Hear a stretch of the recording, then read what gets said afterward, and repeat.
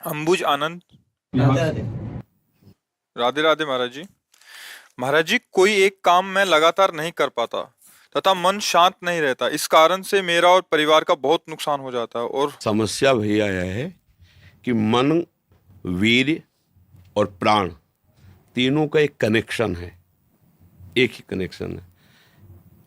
अगर हमारा वीर्य ब्रह्मचर्य ठीक है तो मन शांत और एकाग्र रहेगा और प्राण बलवान और सूक्ष्म रहेंगे। अगर वीर्य कमजोर हो गया तो मन चंचल, अशांत और प्राण स्थूल और बलहीन हो जाएंगे। स्थूल, सूक्ष्म नहीं होंगे। अब हमको मेन पॉइंट पर सुधार करना है, चाहे गृहस्थ हो चाहे विरक्त। गृहस्थ के लिए भी एक संयम से बर्ताव करने के लिए कहा गया है, और अगर जब तक ब्याह नहीं हुआ तब तक तो और संयम से रहना ही चाहिए। अगर हम लोग वीर्य का महत्व समझने लगे, ब्रह्मचर्य का, तो हमारा जीवन काफी संकटों से निवृत्त हो सकता है। अध्यात्म शक्ति वीर्य से ही प्रकट होती है। जब हम ब्रह्मचर्य से रहते हैं, भजन करते हैं, मान लो गृहस्थी में है, भगवान कश्यप जी 10,000 वर्ष तक ब्रह्मचर्य रहे। फिर उन्होंने माता विनता के गर्भ में, जानते हो कौन पैदा हो? भगवान गरुण जी पैदा हुए। कितने बलशाली, भगवान के वाहन, पूरे विश्व ब्रह्मांड को अपने एक पंखे में रख के उड़ सकते हैं। 10,000 वर्ष भजन किया तो फिर गरुण जी पैदा हुए। अगर गृहस्थी में भी है, संयम से रहकर भजन करके, फिर तो बुद्धिमान, ज्ञानवान, बलवान बालक पैदा होगा। मुझे लगता है ब्रह्मचर्य की तरफ से हमारे समाज की दृष्टि हटती चली जा रही है।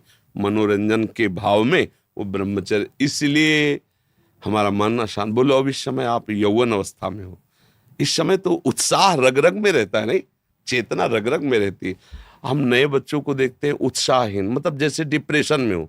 चेहरा देखकर ऐसा लगता है जैसे परेशान हो। क्यों परेशान है? क्योंकि आंतरिक जो शक्ति सपोर्ट करने वाली नहीं। अब मन जिस विचार में फंसा देता है, बिना मतलब फंसाए, कोई भय नहीं, वो भय दे रहा है। कोई शोक का कारण नहीं, वो शोक दे रहा है, चिंता दे रहा है। किसी भी कार्य को करो, इतना संशय पैदा कर रहा है, पता नहीं काम सफल होगा कि नहीं सफल होगा, कहीं ऐसा तो नहीं हो जाएगा, कहीं ऐसा तो, वो अशांत रखता है। और जब ब्रह्मचर्य, ऐसा कैसे हो सकता है? बल है ना, अध्यात्म बल, शारीरिक बल की बात नहीं कहते।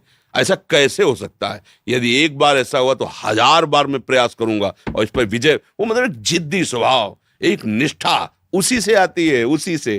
ये जो संत महात्मा बड़े बड़े कष्टों को रौंद करके वो मेन पावर है।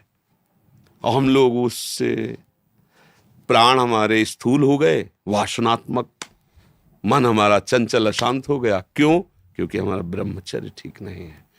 अब उस पर किसी की दृष्टि नहीं जाती। अब ब्रह्मचर्य कैसे ठीक हो? हमारा संग ठीक नहीं, हमारा भोजन ठीक नहीं, हमारा दृश्य ठीक नहीं, हमारा श्रवण ठीक नहीं, गंदी बातें देखें, गंदी बातें सुने, गंदा विचार आए, गंदी क्रियाएं करें, फिर ब्रह्मचर्य कैसे रहा जा सकता है? अगर सुधार करो तो अभी बहुत बढ़िया समय है, कोई ज्यादा अवस्था तो हो नहीं गई। ब्रह्मचर्य का सुधार करो। हम सबसे कहते हैं व्यायाम करो।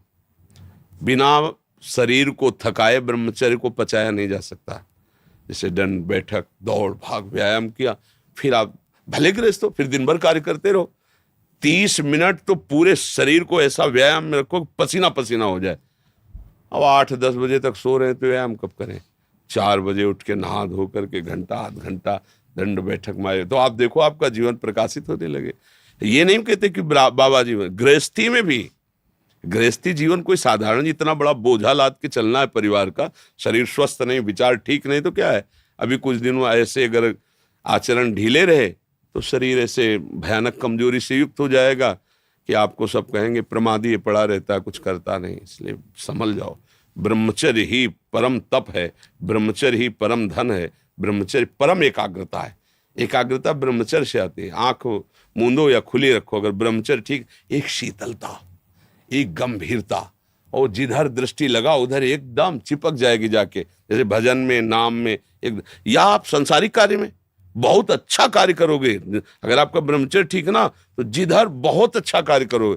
तो शरीर में दम ही नहीं है। यंत्र का जमाना हो गया है। पहले खेती जोतते थे ना किसान, एक फार वाला होता था और पूरे खेत को उसी से जोतला है, बलवान होते थे। 2 लीटर मठा और 8 रोटी पाए, बैल की जैसी ताकत। अगर बैल को नाथ पकड़ के रोक ले तो वो वहीं खड़ा हो जाए। और आज अब ट्रैक्टर से जोती है, कोई मेहनत तो लग नहीं रही है। तो ये शरीर का हम लोग बहुत बुरी तरह से पतन कर रहे हैं। बड़ा कीमती शरीर है, हाँ, इसमें बहुत चेतना की आवश्यकता है।